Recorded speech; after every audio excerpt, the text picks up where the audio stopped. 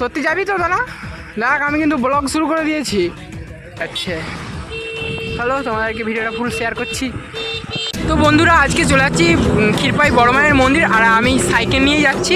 তো চলো কখন কি পৌঁছাই তোমাদের সাথে একবার যে ভিডিওটা শেয়ার করছি আমি। তো আমরা কীভাবে গেলাম, তো চলো এখন তো রোডে আছি, তো মন্দিরে যে একবার দেখা হবে। এক ভাই রয়েছে, সে যাবেনি করছে, কিন্তু অবশেষে তাকে আসতেই হলো। তো বন্ধুরা বড় মায়ের মন্দির তো দেখো, তার আগে আমরা রাস্তা দিয়ে কীভাবে গেলাম সেই ভিউটা তোমরা একবার দেখো।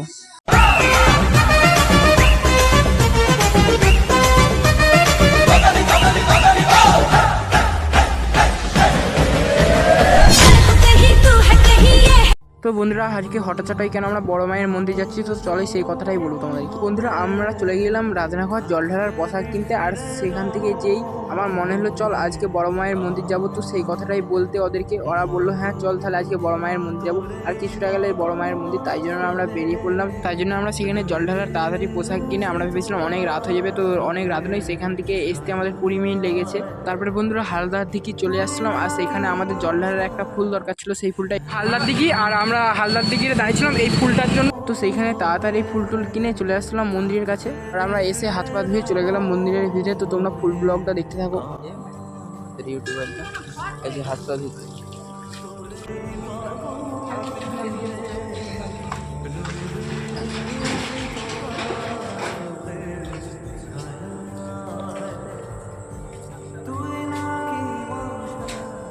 ধুবলে ধূপের প্যাকেট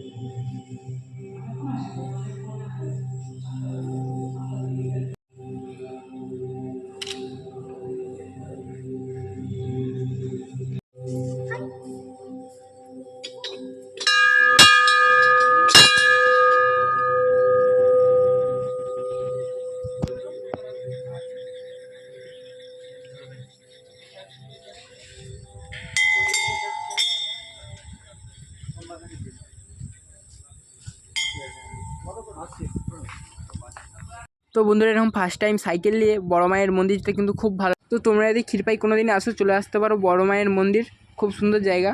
তো বন্ধুরা মন্দির থেকে চলে আসার পর আবার মনে হচ্ছে চল মন্দিরের দিকেই ঘুরে চলি। তো বন্ধুরা দিনের বেলা গেলে আরও ভালো করে ভিডিওর মাধ্যমে দেখাবো তোমাদেরকে। বন্ধুরা সেখানে ছেড়ে আসতে ভালো লাগেনি, তো চলো দেখাবে নেক্সট ভিডিও। আজ এখানেই টাটা বাই বাই।